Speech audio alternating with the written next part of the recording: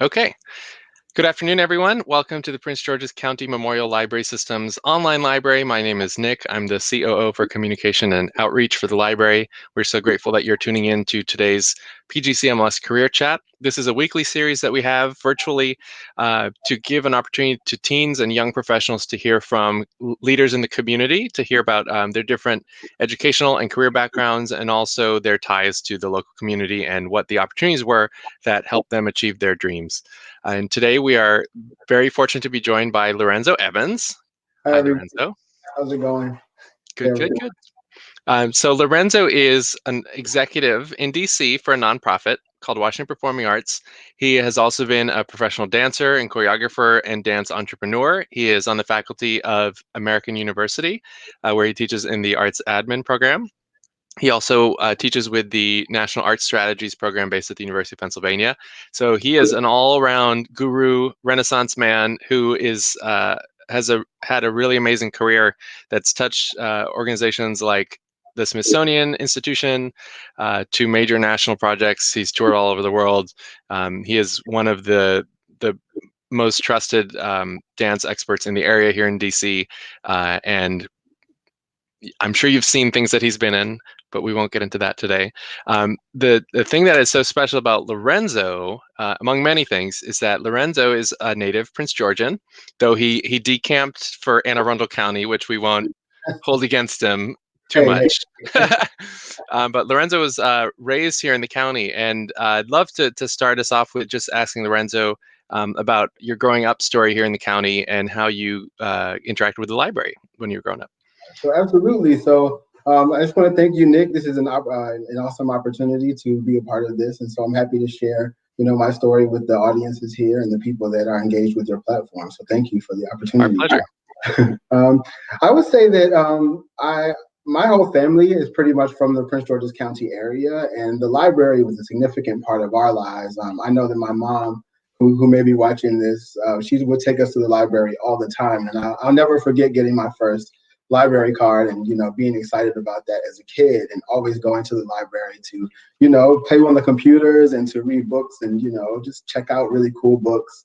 And it's just a great opportunity. And growing up in PG and going to PG County schools was also a tremendous opportunity because a lot of the schools that we attended were technology and arts focused, and so the parallel track of technology and arts was very helpful in shaping my career and shaping the way that I thought about how I wanted to make my imprint on the world. And so, those two parallel tracks were things that I was very interested in, both the technology and the business side of the world, and also the arts through participation in gospel choirs in high school, dance companies in high school, and all of that. So it really became a pretty well-rounded story that turned into a career that I'm super proud of, and that I'm happy to share my background of. Awesome. So what was your home branch growing up of the library? My home branch was the Glenarden branch, so the Very one cool. on the road. And so I even drive by there now. Well, when we're not in in a lockdown, I drive by there with a lot of nostalgia because I spent a lot of time there. Like, our parents were really, it was a huge part of the community there. So. Very cool. Glenarden is a really active branch, and we have some great colleagues who work there. I don't know if any of them are tuning in today, but it's a really great branch, strong community supporting the local folks there. They have some unique service needs because of the population that lives there. There's a large population that speaks Mam, which is a dialect language from Central America, which is kind of interesting. So it's, the community is always evolving here in Prince George's County, and it's nice to have the libraries as kind of the pillars that help everyone transition and achieve their goals. So what was your path in education from growing up here to where you are now? Sure. So I went to, as I said, mostly technology schools, but Prince George's County had such a robust focus on the arts back when I was in high school. I'm not sure if that still remains, but I went to Eleanor Roosevelt High School, and so that's a science and technology school that also, as I said, has a really robust arts program. And so there I studied Spanish and was able to travel abroad for the first time. I was also very interested in math, and so the math professors at the school at that time were excellent. And so I feel like it was a competition between me and all of my classmates to get straight A's, the whole time, because we were so engaged with learning and enriching ourselves and, taking every opportunity to get good grades and engage in the great programs that the technology side offered. But there were so many artistic offerings as well. So that was one thing. I was in the gospel choir there, as were many singers who have gone on to become famous. Dr. Baker was one of our sole inspirations in that program for many years. So, there are many artists who thank her still to this day. And so Dr. Baker's inspiration and a lot of the dance part of it came through the STEP team. So the Eleanor Roosevelt STEP team is now like a viral sort of brand. And I'm happy to share that I was one of the inaugural members of the male STEP team. So to see them now, to see their career having proliferated in the way that it has, it's really an honor. So I would say that's pretty much how the parallel tracks of my career and my arts background came together. Cool. So given that you were so focused on those things, how did you make the decision to go to college, and when did that happen? Did you go to college right out of high school? Sure. Yeah. So I went directly to Temple University from high school. And so that's a very similar school. So while the curriculum there is very rigorous, there are also so many opportunities because the school is centered right in North Philadelphia. That's a hub of so many different types of arts. And so I was able to take my finance courses and my business courses alongside taking dance courses at Philadelphia and Koresh Dance and as part of the dance department of Temple University. And so that opened up so many different opportunities because we had such a great basketball team at that time. We were able to, go into the finals, and that offered the dance team so many opportunities to perform all around the country, in Florida and Madison Square Garden, many different places. And so from that, I just networked and learned a lot about dance through, taking trains up to New York from time to time alongside studying the finance stuff. So I just kept that parallel track going from high school all the way through to college. Cool. So when you were thinking about what you wanted to do in life, I think you and I are kind of similar in that we kind of bring a set of values to what we want to do, and it's not necessarily limited to one expression or one context. So what are the values, and what is the kind of goal behind the path that you've had to date?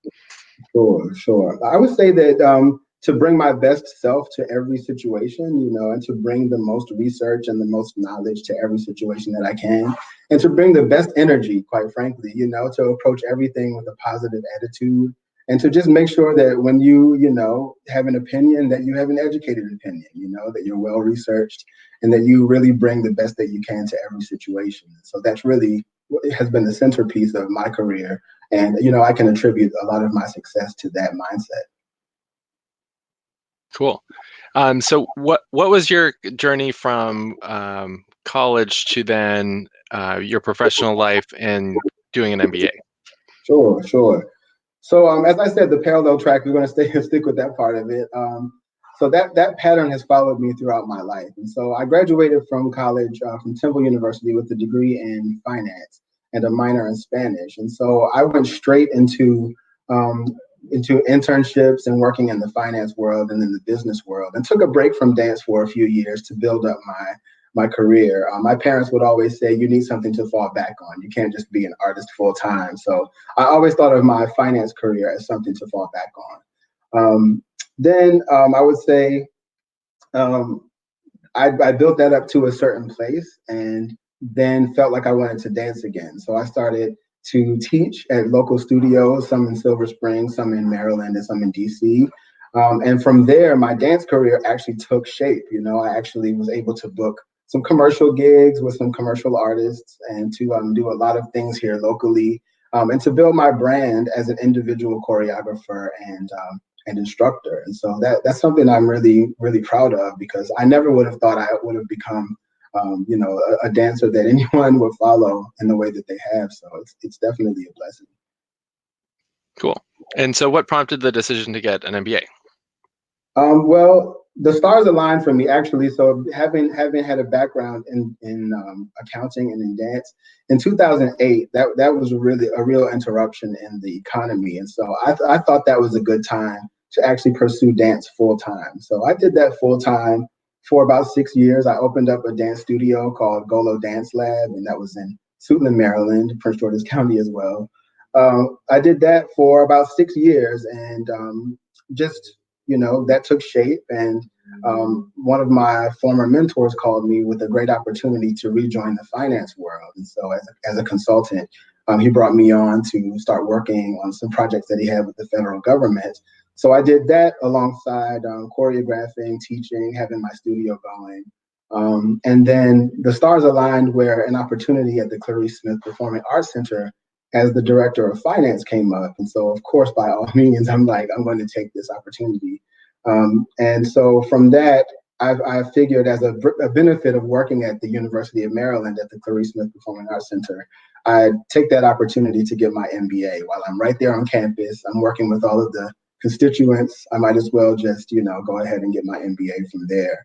And so I did that, and the stars aligned again for me in my role at Washington Performing Arts. So I'm the chief operating officer there, and I oversee all of the human resources, finance, operations, and legal aspects of the organization. And so again, that's another marriage of my career in dance and my background in finance and administration. So that's pretty much the story. Cool.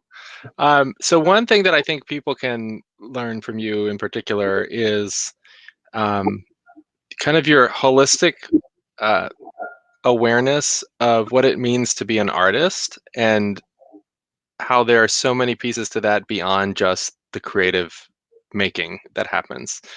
So can you talk a bit about the entrepreneurial skills that went into helping launch your professional career? Sure, absolutely. So I would definitely say that having the background in business and understanding how business works definitely helped with some of the aspects of launching my organization. So I couldn't imagine having done that without significant research in marketing and how to do marketing, without a firm budget and understanding what my cash inflows and cash outflows were, and just, scaling my business so that I wouldn't be a failure in the first year. A lot of companies go out of business very quickly because of the lack of business and strategic planning. So I'm glad that my business background was able to help that. But to be very honest with you, as a dancer, I hated doing the business side of what I do. even as a business person, I just really wanted to be that artist and not have to worry about the finance components and the business components. So. Gotcha. What are some kind of basic skills that you would suggest anyone acquire early on in their educational journeys? And also, what are some ways that they can kind of test the waters to see if they're interested in attaining those skills before making an investment in like an actual degree program? Sure. So I would say basic business skills. I would say financial management. So understanding the components of finance, income statements, balance sheets, understanding the IRS requirements for having your own business. I think that's critical. A lot of people think the IRS is some big scary thing, but actually no. I mean, you can call them and get counseling and help on the different requirements of the IRS. Marketing and data research. I think data is critical to even the largest businesses are really trying to understand their constituents and their customer base. So I think that the more you understand about data and marketing, the better. And so, and then also having skill, being able to write. You have to write compelling arguments for the things that you want. And you have to write your constituents and stay engaged with them. And just creating a brand, creating something for your constituents and your clients and customers to look forward to and appreciate and engage in. I think that's critical. Totally. So I think Lorenzo's career, specific to that point about creating a brand, he modeled this, what some would call an influencer kind of brand now in some ways. But so, we think of like Instagram or TikTok, people who have huge followings who are able to use their platforms to convey a message, whether it's for commercial gain or on behalf of an interest that's not commercial. Lorenzo has been doing that for a long time, before Instagram influencers were a thing. And I'd love to chat a little bit more about this in particular, and get your thoughts on how that concept of building a brand applies to any discipline and any field or any job that you're looking to get? Yeah, thank you for that.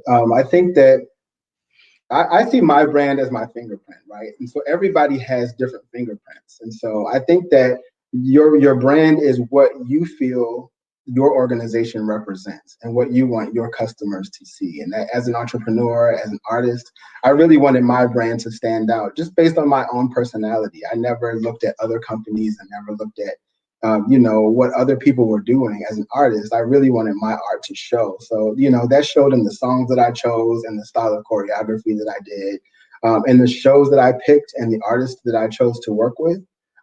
I just wanted everything to be the highest quality and the highest engagement point for the artists and the audiences that my company touched. And so, as you said, I really honestly wish that Instagram was a thing back when I had my company. I know that it was starting to emerge on the scene, but it's nothing like it is now in terms of being an influencer.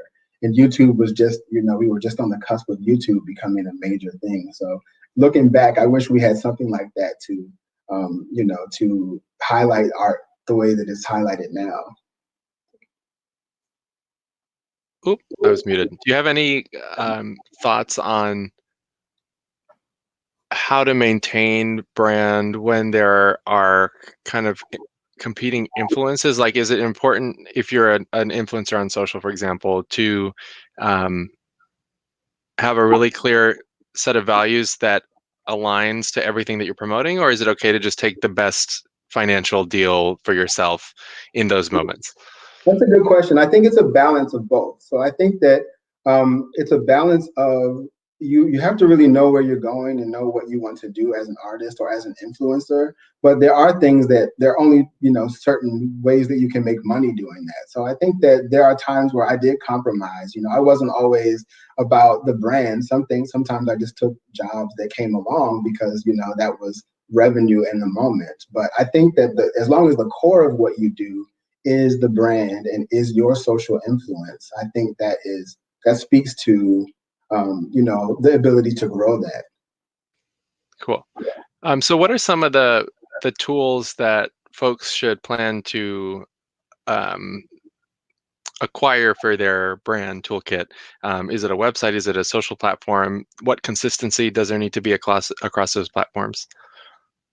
I think that the consistency has to be the same across all platforms. So that's one thing that people look for now when they're looking up individuals. They want to be sure that the messaging that you have on Twitter matches the messaging on Instagram and matches your YouTube channel and your website. So that cross branding is really critical. You don't want to have a separate voice on Instagram and a separate voice on Twitter. Like, so if you're an artist, you don't want to have really strong political views on Twitter if you want to grow your artist platform. So it's like all of the things that tie back to you should all have that through line that connects directly to you and to your brand.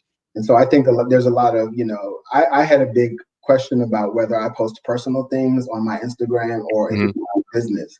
And so I realized that people want to see people and they want to engage with real people. They don't want these, very cold and stark posts. They want to see that you're enjoying life and engaging in your opportunities. And so I did definitely have a branding shift with my company over time. Mm-hmm. Because at first I was all about the fine print and about everything being streamlined and a little bit stark.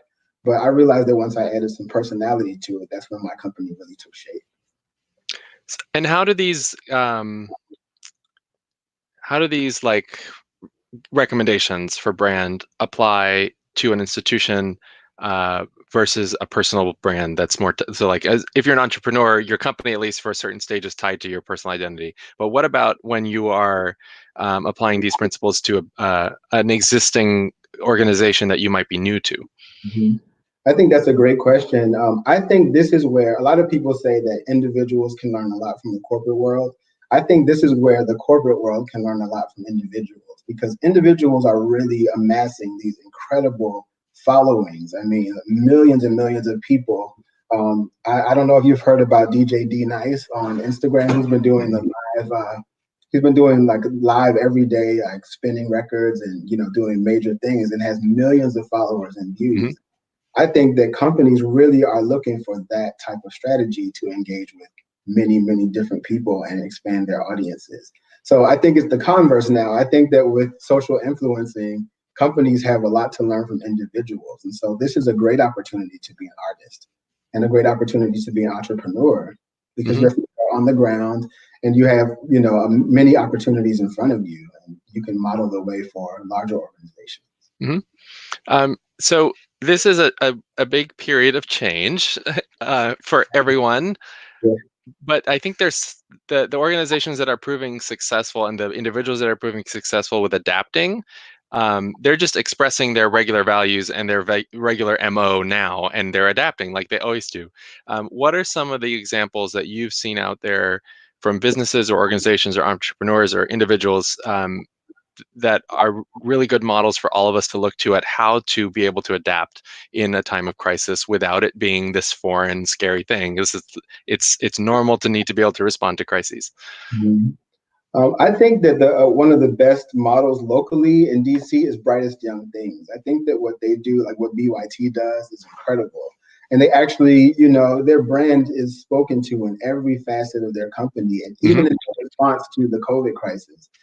Everything that they're doing is engaging, and it's something that people really, are interested in it, and they're starting to galvanize their opportunities on the web. Again, to answer that question, I'll go back to how influencers are really coming up with creative ideas to stay digitally engaged, because I know that I'm totally digitally fatigued, and I find now that I have to put the events that I'm interested in on my calendar. But there are many events on Instagram alone that the major producers, Swiss Beats and Timberland, they do a series called Versus. And so they're actually putting different artists against each other and having millions of people watch them play their songs. And really, it's a sense of nostalgia that's brought by these artists. And they're just, it's wonderful to see them engage and take this opportunity and run with it, honestly. So I think you're muted again. Sorry. To protect from everyone listening to my loud typing when I put in the chat.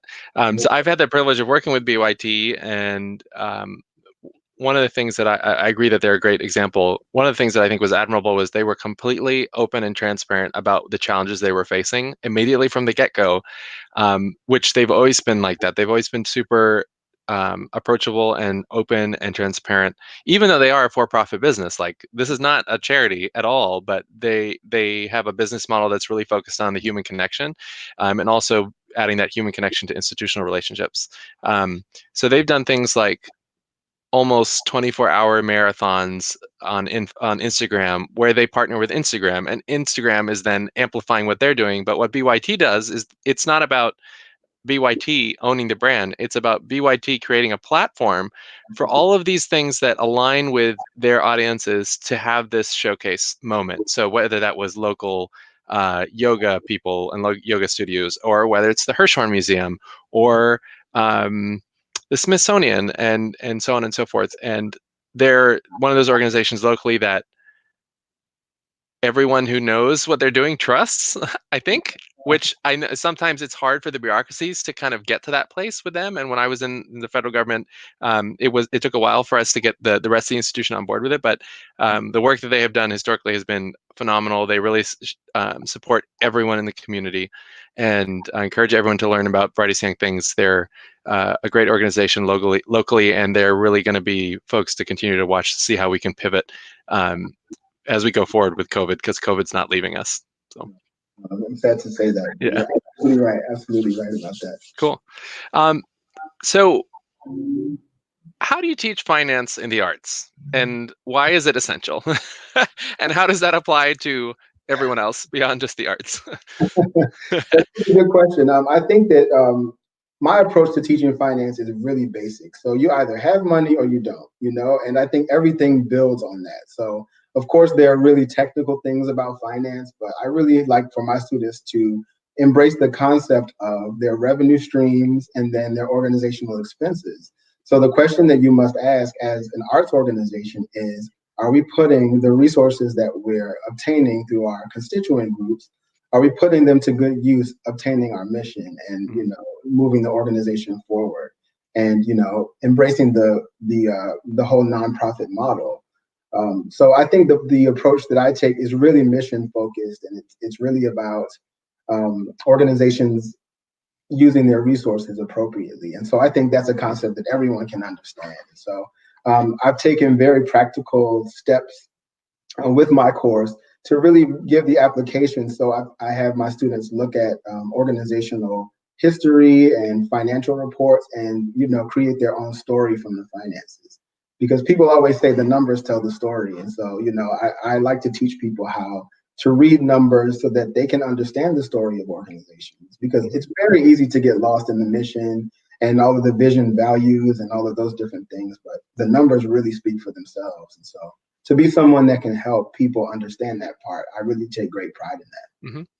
Great. And I think where the mission, vision, values do tie in with the numbers is that if you are applying the kind of the institutional outlook to the finances, and it's everything that you're doing, if it's all integrated successfully, you're aware of the numbers, you're aware of the vision, and everything you're doing with the numbers is actually reflecting the vision. And this is where I think right now in the COVID climate, when a lot of organizations, even just focusing on the public sector, government agencies across the country are facing really awful things. Part of me reacts to those moments, and I think that there's something that was off in the way that the mission was aligned with the budget, or whether that's a communications thing, whether that's a stakeholder engagement thing. And sometimes it's circumstances that no one can control. But I think if, for example, in a public library, if you've done a good enough job of demonstrating how vital your services are to your local community, which that looks different in every community, even if we're all talking about internet access or early literacy, it looks different in every community. But if you have a really strong partnership with your local government and jurisdiction, at least you have the opportunity to make the case and to demonstrate. But that, it takes years for a county government to prioritize a library in a time of crisis, for example. That's a big deal, and we're really fortunate to have that here in Prince George's County, and I know DC government has had strong support as well. And it's yeah, that's a whole interesting topic. We'll probably leave it there before we get ourselves into any trouble. But Absolutely. one thing I'd love to ask you about is what you've learned about finance, considering that you've been in so many different types of settings, and what are the kind of fundamentals that apply in all of those? And I think we've touched upon some of that, but eager to hear some more.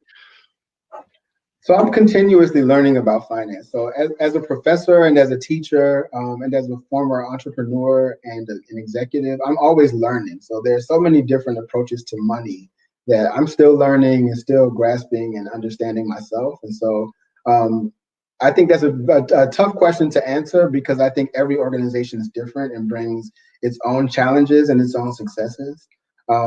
But I would say the through line is to be sure that you're being responsible with the funding that your organization has. So I think that's the overarching thing. I mean, in any sector, it's all about fiscal responsibility, right? And so I think that's the predominant notion for any organization, to be fiscally responsible and to be sustainable. And that means that you make sure that you don't spend too much money, and that you are able to earn money so that you can support yourself and your organization. So I would say sustainability, definitely, and fiscal responsibility are the core tenets that I would continue to embrace and allow to lead my career. Cool. And how do those topics get expressed in something as quaint as like a kid having a lemonade stand on the corner, or a 12-year-old having a homemade candle business? Like these business concepts, they're embedded in everything that we do as makers, basically, and would love to hear you kind of connect those two. Sure. So I think that we've all learned a great deal about supply chain management, right? With the COVID crisis, things that are made in other countries can't come over to the US. We can't export different things right now. So I think it's all about finding that nimble supply chain, and, as a lemonade stand, making sure that you're not spending more money making the lemonade than you are actually bringing that money in.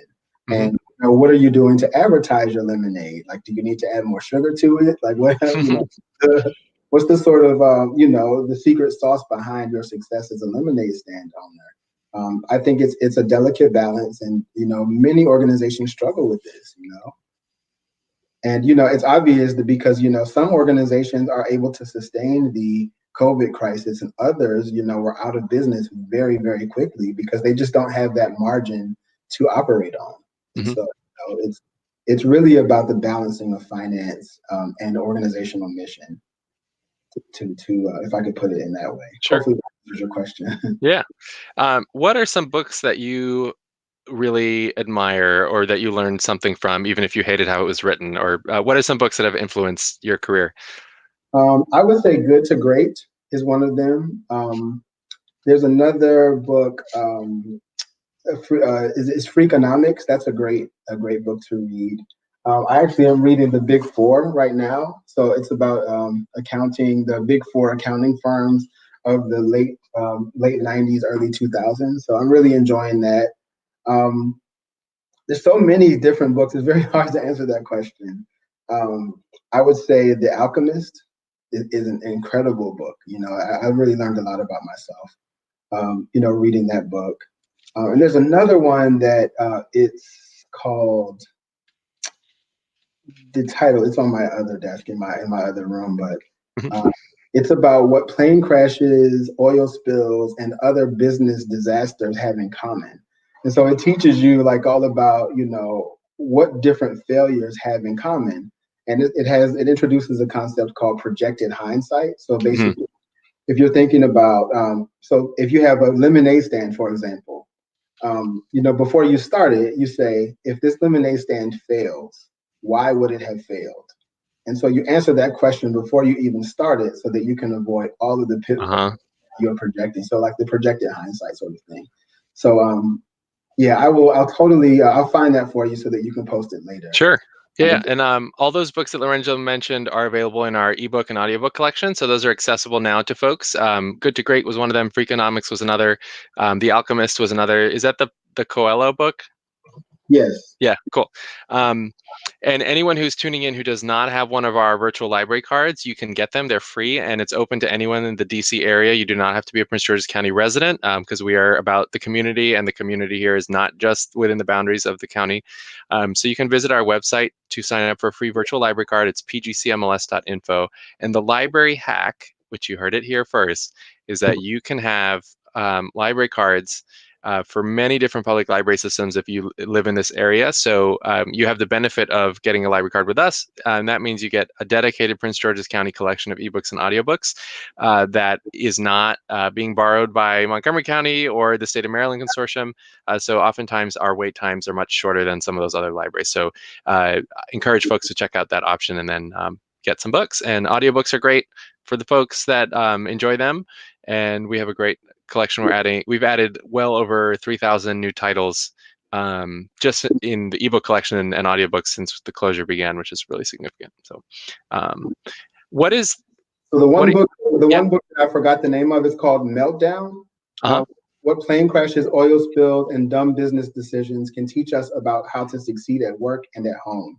And that's by Chris Clearfield and Andras Toolkit. Cool. Excellent. It looks like we do not have that one yet, but I'm going to go ahead and recommend it for purchase. And that is something that anyone in the public can do. If there's a book that we don't currently own, we would love to hear from you because we'd love to get it for you if the budget allows and if it's available through our vendors. So you can always make those recommendations. What is, and this is going to be a very cliche question, but what is your perspective on the importance of reading or watching educational content in terms of helping your journey and in achieving your goals?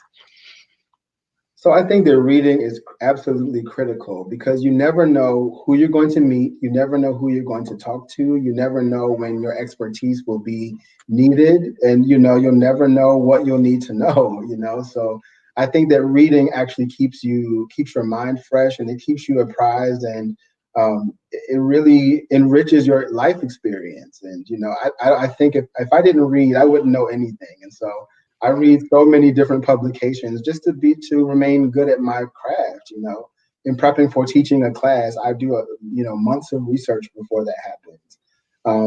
Before I engage in any sort of keynote speech, I make sure that all of my facts are correct. And we're living in an age of data, and data is always getting updated. So you have to know what to read and what publications to verify and to cross-reference so that you're correct in what you're saying. So I think that reading is incredible, not only from a nonfiction perspective, but from fiction as well. I mean, it allows you to, it's like escapism, right? You immerse into another world just by opening a book. So I'm so glad to know people like you, Nick, who inspire me and who get on me for not reading.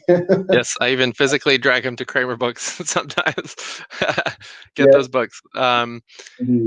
So where did you gain your writing skills? And how, I mean, you've mentioned the importance of writing already, but like, I think people sometimes we tune out when we hear that, the importance of writing. Like I see in my career, I would not be where I am without my ability to write at a high professional level, and my ability to adapt to different writing styles. So I'd love to hear where you learned those skills. So actually, my mom is an incredible writer and an incredible thinker. And so, she really helped me shape my ideas as a writer. And so, I was always able to communicate what I was thinking in writing. And so I remember her sitting with me and us really walking through how to write and how to express yourself in writing. And so it's just really a thing where if you're not good at it at a certain point in time, it's something you can always develop. And there are different, writing formats, obviously, that you need to learn to have acceptable writing. But it's just about evolving your writing and focusing on making your writing better and better and better. And also having people review your writing so that they can give you critical feedback on it. I remember, I'll never forget, in my first role outside of college, I used to write executive summaries. And my boss, she took a red pen and she tore it up. There were so many edits that she made. And I'm coming from a college perspective where I wrote it like a paper, and it just did not match the business style that needed to reach. And so, that one redlined report was, embarrassing to me. And so I said, how do I figure out how to write better?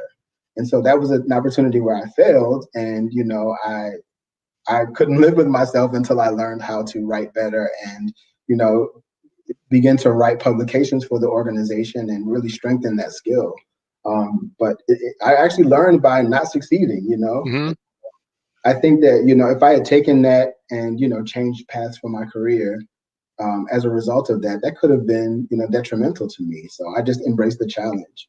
And so a lot of people have trouble writing, but it's really about pacing yourself and learning from your mistakes and getting critical feedback. Definitely.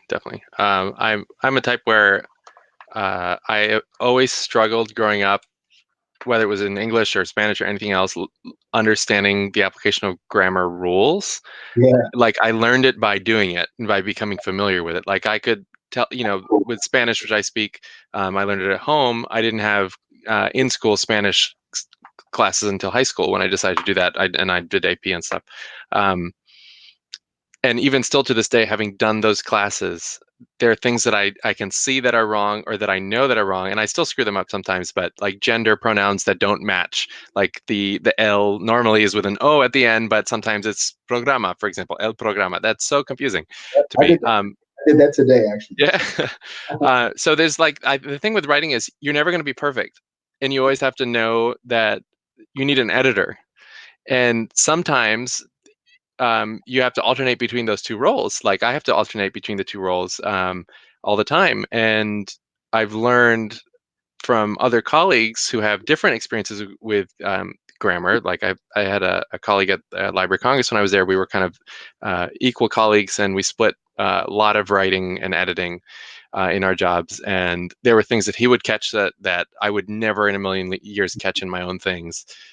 Some of that was style preferences, so that's always a factor in the writing. And then other stuff was that I would be able to say to him was, well, sometimes I would be able to say, this is too much. The audience can't handle this. Like, this is not a textbook or a scholarly journal. And it's everyone's allowed to have their own unique voice and their own unique application in writing. But there's so much that we can always learn. And like with writing, I'm always learning. And it's a continual process that I think folks can focus on.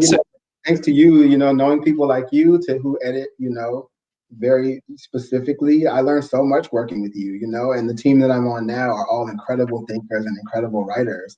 And so we really bounce each ideas off of each other, Hmm. and our writing's really strong as a result of it. And you can always learn something, Yeah. you never have to be ashamed of learning, Hmm. you don't know it all. So Yeah. Um, what has been your experience with folks who you relate to as like as in a mentorship role? And I know that's loaded now as a term, but like who are the people that have um, been trusted advisors who you have been able to turn to, who either you listened to or didn't listen to? Sure. So at the Smithsonian, I really honed my skills because at the time I was there, there were so many incredible executives there who really took me under their wing as a young finance professional. And so those are people that I still am in contact with to this day. And I've worked with, in several other roles and iterations of my career.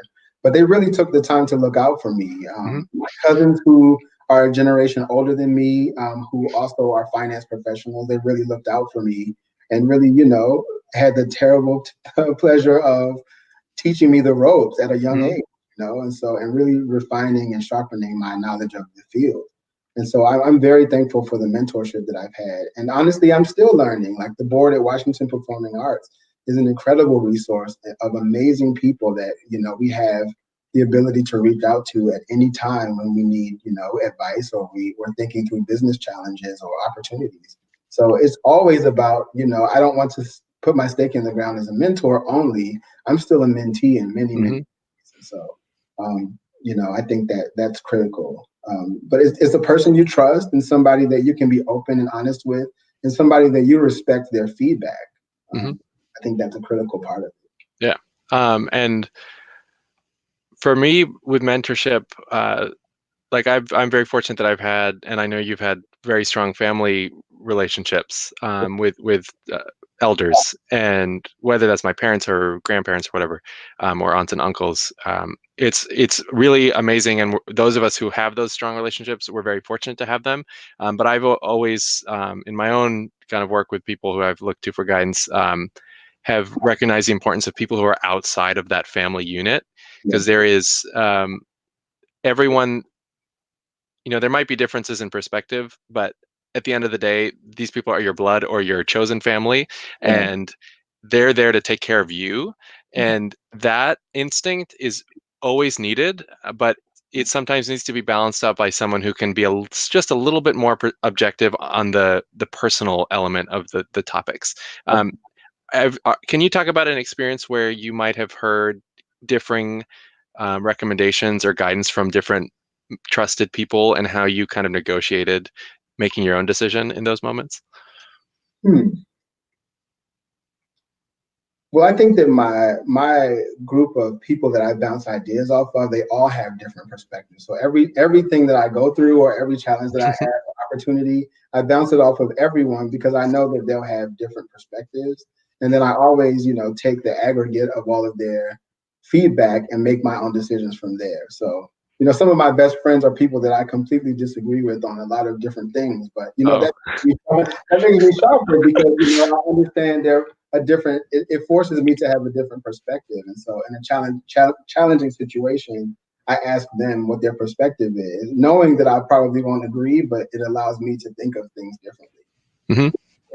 And even with my sister, like she can, we bounce ideas off of each other. She's also an executive in DC, super talented artist as well. Hmm. But she really does a great job of being completely objective when I have, bring things to her. So, it's like family out the window for a second. Let's do Yes. Yeah. business. Cool. So, Awesome. Um, what is some of the like when you're teaching your classes, you're dealing with in many cases people who are peer level, and also then people who are new to the field, like with your AU class, who are master's students. Um, what are like a few of the major takeaways that you hope that they all leave the time with you with? I know that was terribly constructed sentence, but no, I I'm think. following you, no worries. I just hope they all leave with an ability to look at financial statements and financial information and to be able to tell the story from that. So, people look at numbers and they're like, no, the accountants can do it, but, I really feel like as a good professor, it should be my goal to make sure that people can really look at numbers and understand the story, and to see if the story that the company's saying on the marketing side matches to what they actually do in practice. Mm-hmm. So, I think that all of my students have been armed with that ability, which is a tremendous accomplishment that I'm super proud of. So. Very cool. So I'm going to encourage folks to ask questions if they've got them. We have a few folks watching here on Crowdcast, and then the majority are over on Facebook and Twitter. So if you've got a question, please share it with us on whatever platform you're tuning in from, and we will share those with Lorenzo. And until I get a question from you all, I'm just going to keep asking mine, which is totally fine too, because we're having a blast. What would you say to someone who is considering a decision that is a risk, whether that's about taking a job, moving to a new city, taking the college acceptance offer that doesn't come with all the funding? Like, how do you approach a risk like that? I had to answer this question recently. Uh-huh.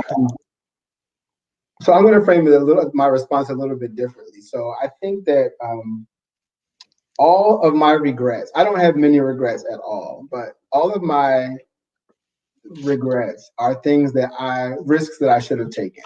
I feel like the things that I was too afraid to do are all the things now that I'm retired as a dancer that I wish I had done. So there's certain things that I was just personally nervous about, like, putting my image out, on the web, and like, being an influencer as a person. I'm a very private person, right? So being open and speaking to people online was just, horrifying for me, honestly. I'd rather put a piece of work out there and, let that speak for itself than actually have to be the personality behind it. Mm-hmm. But looking back on that, I regret that a little bit because, I missed some opportunities to connect authentically like I'm doing now through teaching at universities. I missed some opportunities there. So I don't have many regrets, and technically I don't have any real regrets. But not taking risks is something that I would totally think of as, opportunities that I did not take. Gotcha. So we have a question from Elle who asks, where do you teach and what kind of dance did you teach? So I teach at American University. I teach for National Art Strategies, a program that's in conjunction with University of Pennsylvania. And I'll be doing work with the University of Westminster out of London in the fall. So I'm really excited about that. I'm not teaching dance anymore. I taught hip hop for many, many years. I actually got pulled into teaching a live hip hop dance class for an international group earlier, in the COVID crisis, which was super fun. But I've definitely retired and aged. So, Oh no. so I don't have the moves like I used to. But it was really nice to engage with some of my old, colleagues in that regard. But yep. So AU, National Art Strategies, and I'll be doing something with University of Westminster in the fall. Cool. So I'm going to go completely off topic. Let's do it. We've chatted over the time about the really awesome leadership that we have in Prince George's County right now, starting with County Executive Alsobrooks. I'm totally biased because I work for the county agency, but I think there's something special about the way that her and her team have brought everyone together in the county, which I know this county's always been very tight-knit, but there's something special right now, especially with this COVID moment, where everyone is working together. Like, I'm talking to county agencies daily who normally I wouldn't be able to get through because the library is not a priority for them. What's your perspective on that, given that you are from here and that you've seen the change over the years? I think the leadership of Prince George's County right now is incredible. I love watching Alsobrooks. I think her work is absolutely incredible. The opportunity she had on CNN was it CNN or? Mm-hmm.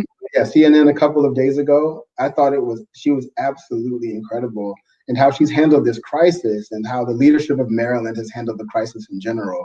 It just makes me proud to be not only a native of Prince George's County, but a Maryland native, quite frankly. So I think the leadership and the things the library is doing to stay engaged, I think you guys are really it's a strong group, and I will definitely be back in Prince George's County as a resident in the future. For sure. Oh, there we go. You heard it here first. For There's sure. going to be a lot more happy hours. For sure. For Great. sure. Any other questions from folks tuning in? Would love to hear them. I see one of our colleagues, Yasin, is watching. Thanks for tuning in. Barbara, if you've got any questions, we'd love to hear them. And if not, that's totally okay. I'm going to do one last question. Well, Lorenzo, do you have any questions about the library that we can answer? Sure, sure. So I'd love to hear a little bit about your response post-COVID. So if you guys are thinking about some things to do post-COVID, what are some of the first things that the library is thinking about? Sure.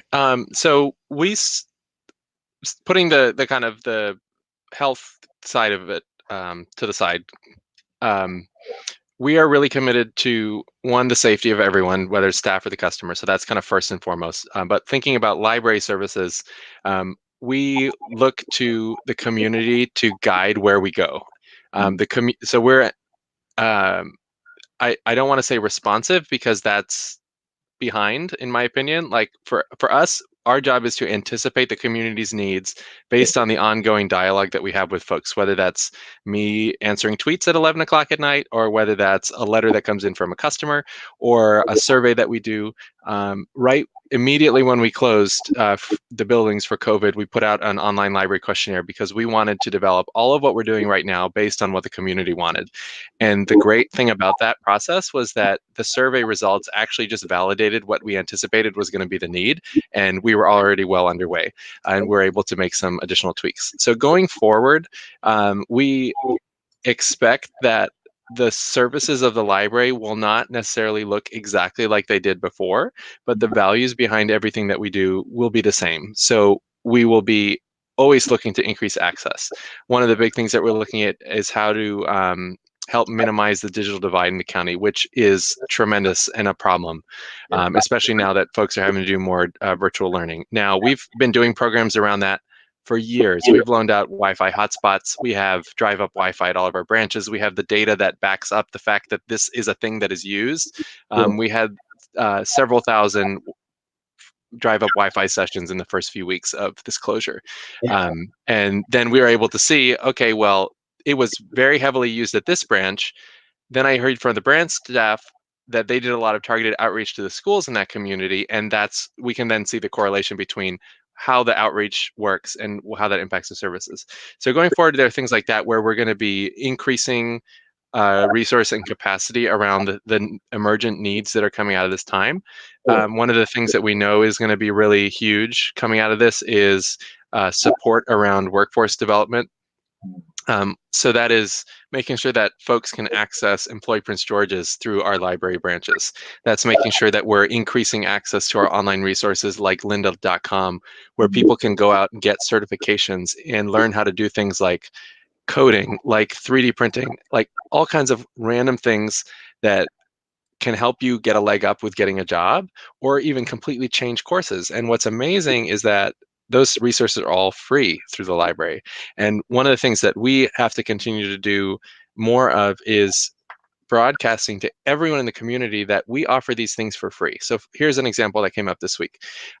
There were other folks who wanted to make an investment in access to standardized test practice and instructional things online.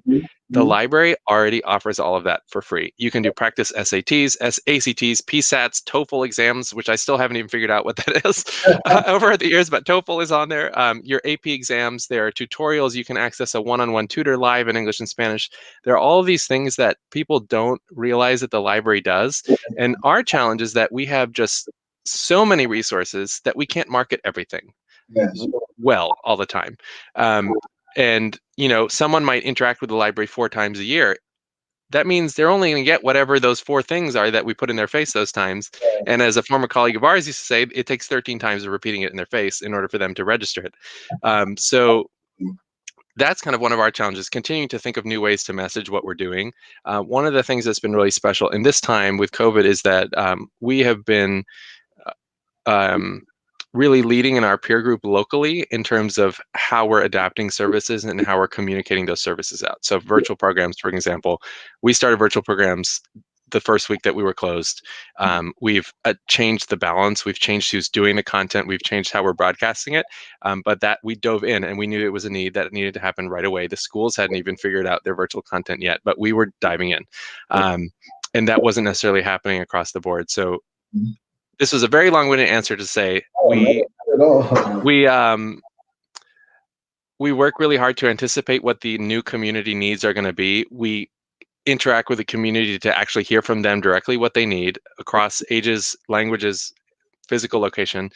We work with our community stakeholders, whether that's our council members or county executive or the agencies that we partner with. And then we go out and we pilot things, and we realize that so many of these services that we offer, I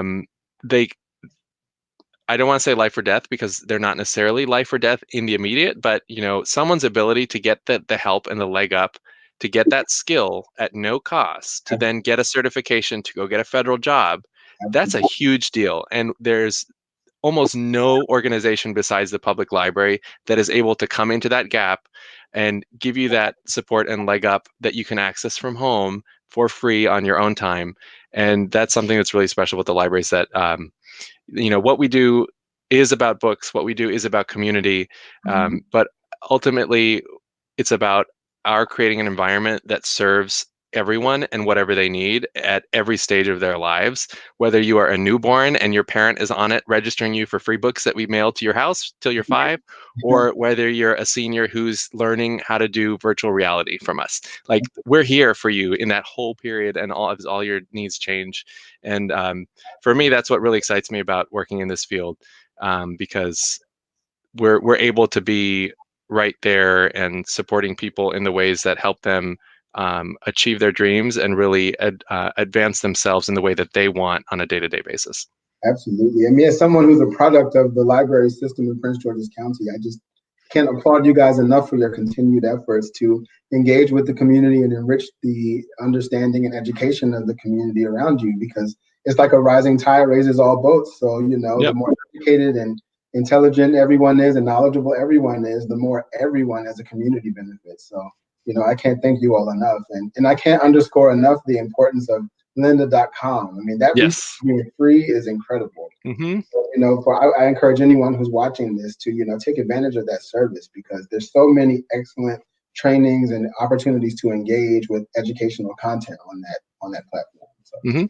Yeah, I've used it myself already. I did a course on how to prepare, how to do online instruction, because I'm teaching right now, and it's the first time I've had to teach virtually, except for doing virtual programs.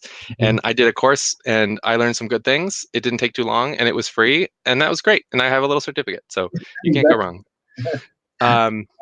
Okay, so I think we're about at the end of our time here. This has been amazing. Thank you, Lorenzo. I think we're going to need to figure out a way to do some kind of small business entrepreneurship thing with you when we're back in the branches over the long term. I think that would be really great. I'd love to introduce you to all of our colleagues who are working on this content. Yassine is one, and Zach Jones is another, who are developing these things for us long term.